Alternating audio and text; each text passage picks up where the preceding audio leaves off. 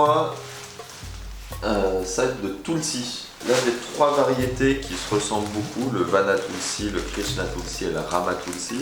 Et c'est une plante de la famille de la menthe, en fait c'est une lamiacée qui est assez odorante et qu'on appelle souvent le basilic sacré. Et c'est une plante que par exemple en Inde, la plupart des maisons ont cette plante qui pousse dans leur jardin. C'est une plante qui est supposée protéger de mauvaises choses, des mauvais esprits.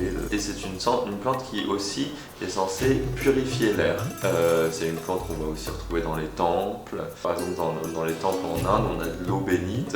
Dans cette eau bénite, trempe quelques feuilles de Tulsi. Donc on a 3 Tulsi. Rama, c'est le nom d'un dieu. On a le Krishna Tulsi. Krishna, c'est aussi le nom d'un dieu, mais c'est aussi la couleur noire.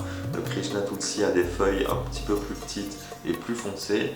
Et le Vana Tulsi, Vana ça veut dire la forêt ou la jungle, et donc le Vana Tulsi est le Tulsi qui pousse dans la forêt. Le Tulsi, c'est une plante chaude, c'est une plante qui est pénétrante, c'est une plante qui est légère, qui a le goût katu et tikta, c'est-à-dire le goût piquant et amer, et donc c'est une plante qui va être utile notamment dans les problèmes de congestion, dans les problèmes de cafard, pour les problèmes de congestion au niveau des sinus. On peut faire des tisanes au Tulsi en hiver, on peut boire pour se réchauffer, qui vont avoir un effet positif sur toute la sphère pulmonaire, respiratoire. On peut l'utiliser aussi pour calmer, comme beaucoup de plantes qui sont associées aux dieux ou des choses comme ça.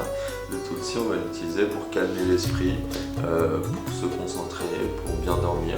Donc dans beaucoup de formulations en Inde, on va utiliser du Tulsi. D'un point de vue ayurvédique, c'est surtout la chaleur du Tulsi qui va aider à calmer Vata. Et d'un point de vue des croyances indiennes, c'est une plante sacrée, donc qui va toujours apporter des bonnes choses. Donc c'est le côté chaud du Tulsi qu'on va utiliser dans une tisane comme Pramati, qui va nous réchauffer pendant l'hiver, qui va nous protéger des infections respiratoires, qu'elles soient respiratoires ou circulatoires. C'est vraiment une plante d'hiver.